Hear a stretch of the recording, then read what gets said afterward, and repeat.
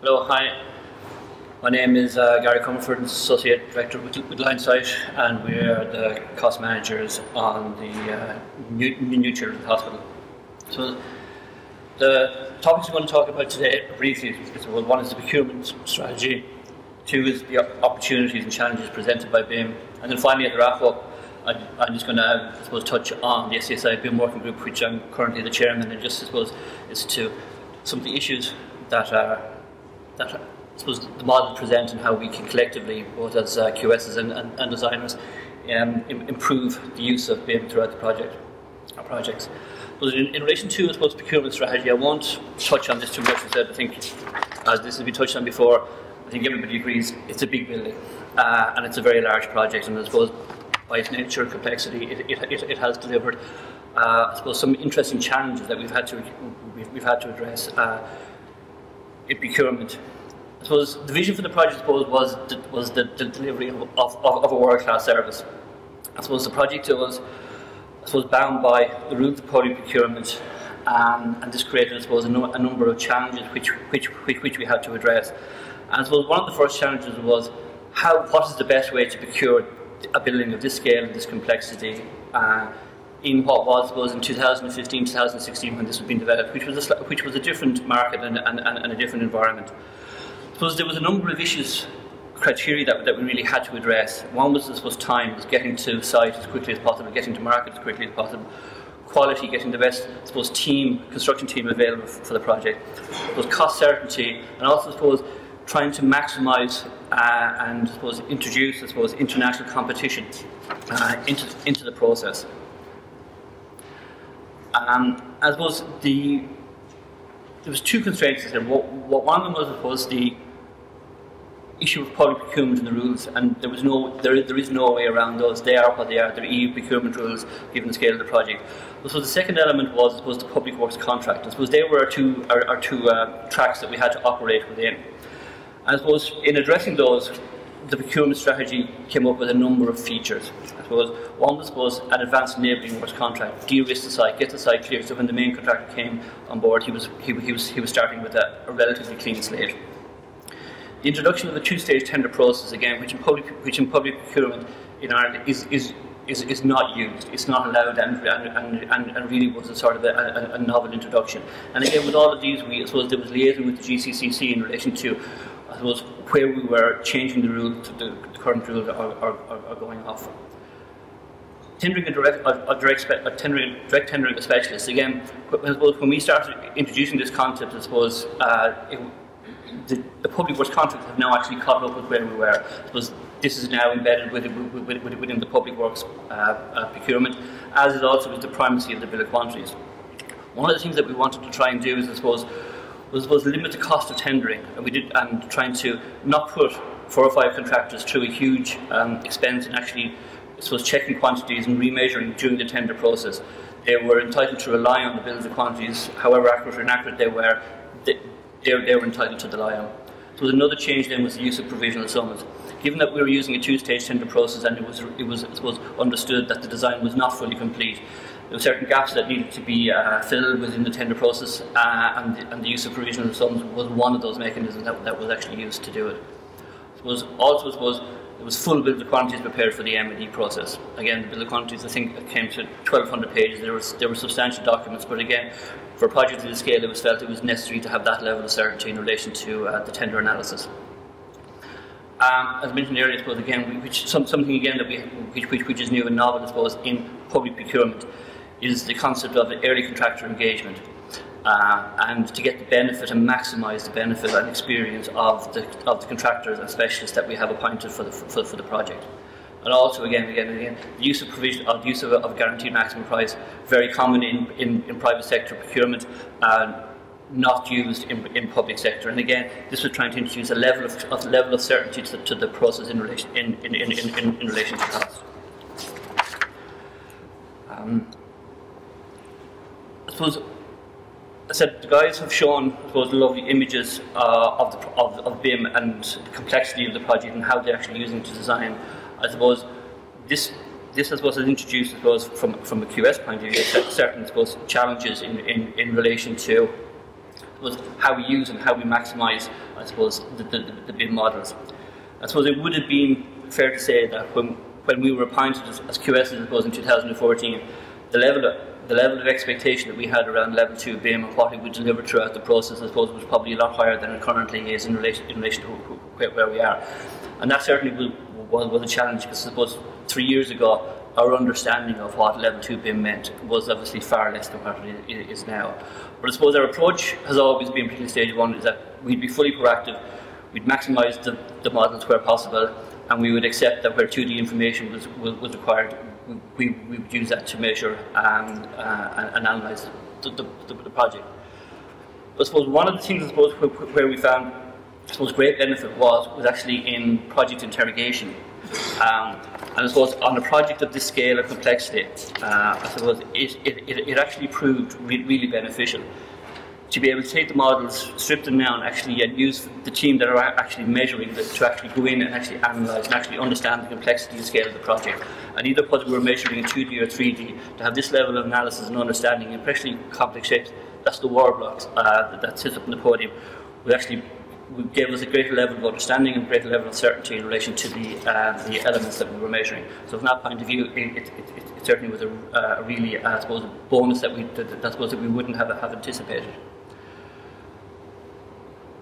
I suppose we are now heading into, I suppose, what is the second stage tender. We've tendered the project. We have identified the preferred contractors in relation to main contract, MEC and ELEC, and shortly we'll have the lifts. So we now are following the appointment of these contractors. We will now be heading into the second stage tender process. I suppose during this process now, I suppose the following will occur. One is the phase A works will commence on site. This effectively is the big dig. We have basement works that are going to commence, and the contractor will commence that. While those works are ongoing, there will be pre-phase B early engagement process, where we will be sitting with the contractor and the design team collectively, collaboratively, the main contractor, the MEC and ELEC specialist, working through the project for the next 9 months, developing out the detailed design to completion. The works will be remeasured during that process. There will be an adjusted contract sum will be determined at the end of that process, and there will be a GMP determined at the end of that process. Now, while that gives us a level of certainty in relation to cost, it also gives the project team a huge level of certainty to how this building is going to be built, clarity on specification, and hopefully will eliminate many of the day-to-day issues that arise on complex construction projects. It will hopefully reduce the level of claim and reduce the level of, I suppose, of administration, and we can all focus on actually delivering the project. So then at the end of the GMP process, then the phase B works will be instructed. I suppose during the second stage tender process, again, I suppose as the design develops, I suppose our expectation levels in relation to how we're going to use and utilise the BIM models is actually going to increase as well. I suppose, as Phil and the guys said, there's a number of issues. I suppose one is the level of detail, I suppose, and as you can see from the models that have been shown up, there's a very good level of detail there, and that's actually going to develop over the next months until we get to the end of the G process. But I suppose for us, there's two particular areas. One is the level of information embedded within the model, and two is the balance between 2 and 3D information and understanding that and how we actually overcome them and actually work around it. As Sean said, we're actually operating with LOG 300. So even now at the stage is that everything will not be modelled, and we just have to accept that. I suppose in actually setting out the requirements of how we arrived at the decision, there's a number of key documents. One, I suppose, is the employer's information requirements, BIM execution plans. There's obviously quite a lot of others. But for us at this stage, I suppose the document that now guides us and how we actually measure is the agreed rules of measurements. This sets out how the bill of quantities is going to be structured, how we're going to measure, and I suppose I'll say the conflict for us, but I suppose the challenge for us is actually going to be aligning the information within the model to the rules of measurement and how we actually have to set out and structure the bill of quantities.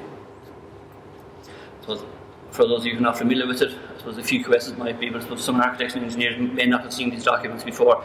But it's probably something that maybe you need to actually get used to, and there probably needs to be more collaboration between the QSs and the other design professionals and actually understanding as to what we need so that we can help each other to deliver the projects. But I'm going to give some examples, and I said I'm not going to, while the examples are all engineering, I'm not picking on the engineers, and it literally is just, I suppose, examples of where the properties within the model are slightly out of sync with, I suppose, with the properties that are required for measurement. I suppose part of this process that we're going to have to go through the next 9 months on this particular project, but I suppose in general, as professionals, is actually understanding as to where those gaps are and actually see how we can plug them. So the simple one is, I suppose, is the substructure. It is the quantities are split between substructure and frame in general. That's an example of the structural model. We stripped out or just isolated all the columns. Now, in substructure, and we've highlighted, I suppose, the columns that are in the basement, as opposed to substructure and the ones that are in the frame. From our cost-ex, we have been able to go in and actually identify all the columns that are up to lower ground floor level. We've done that manually. And as I said, you can see we see the highlighted section within our within our cost-ex model allows us to do that. But I suppose one of the things where would be useful is that if within the model the elements of substructure were a property within the model, and it means that we can actually just isolate everything within the substructure and actually work on that basis. Similarly, it goes with the manholes. These are the manholes that are under the basement slab. We split drainage between foul and surface water, and while all the manholes have a reference number, F or surface water, so at the moment we can't, and there's obviously a huge amount of properties embedded within the properties of that manhole. What's currently missing for us is the ability to actually be able to isolate all the foul drainage. And if one of those properties just had foul drainage, we could actually just isolate that within our cost-ex and actually measure all the foul manholes automatically from cost-ex. Similarly, with structural steel, it's an example of the roof steel work. Isolated a curved beam. Again, huge amount of information within that item. I suppose for us now, just to do a comparison between how Arm 4 says we have to measure it. We have to identify the beam, we have to identify the weight range, identify the curve, and identify the total weight. Currently, from the properties that are embedded within that, we can do 2 out of 4. Again, not a big issue. Workaround is very easy. We can actually extract the information, pull it back in, and actually do it. But I suppose it's just getting used to. As I said, somebody has put in an awful lot of information. Too little. It's more information to us would make our life far better, and I suppose allow us to do more rather than just automate, rather than takeoff. So I suppose takeoff now, I suppose, is not the best use, and it's not bringing value to the process. So finally, again, I suppose, and again, just to touch on the final issue, is I suppose it's the balance between 2 and 3D information.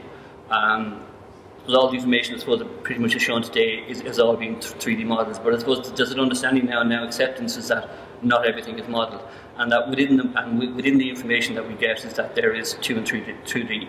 For us, this, I suppose, is a particular issue, and it's not a technical issue. It just happens to be how we get the information. So the information is generally modelled in Revit. There are links between 2 and 3D information. We use cost-ex. Cost-ex doesn't take Revit information, so we get a format, DWFX.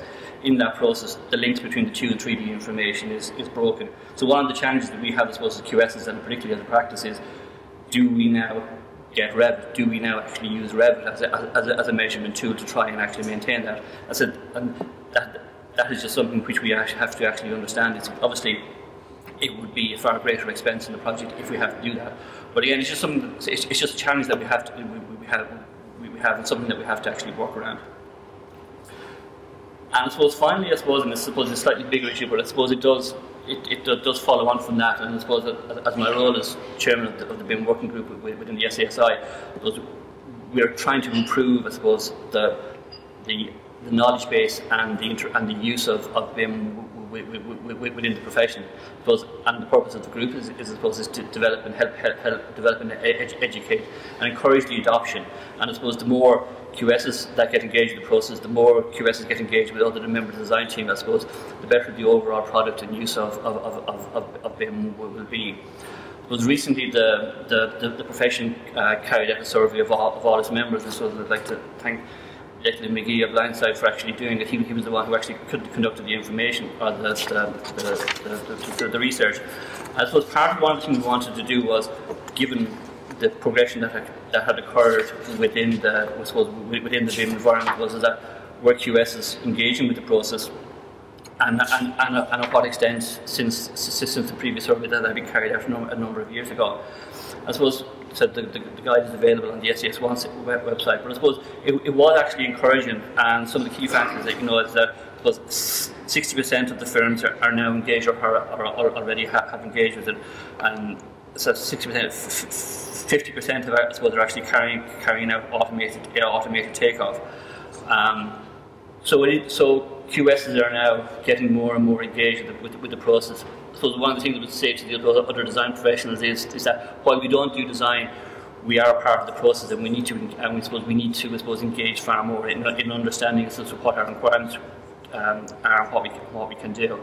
I suppose in follow up to that, I suppose some of the areas that development is going to take place is further development within the group. We're going to publish better guidance notes in relation to QSs on the whole process, so that they can help so we have a better understanding of the profession. But also, I suppose, one of the things we want to try and do is develop, rules or guidance in relation to other professionals, so that you have a better appreciation of actually what we do, how we do it, and I suppose the little changes that can take place that will help, I suppose, improve our overall service delivery using BIM. That's it.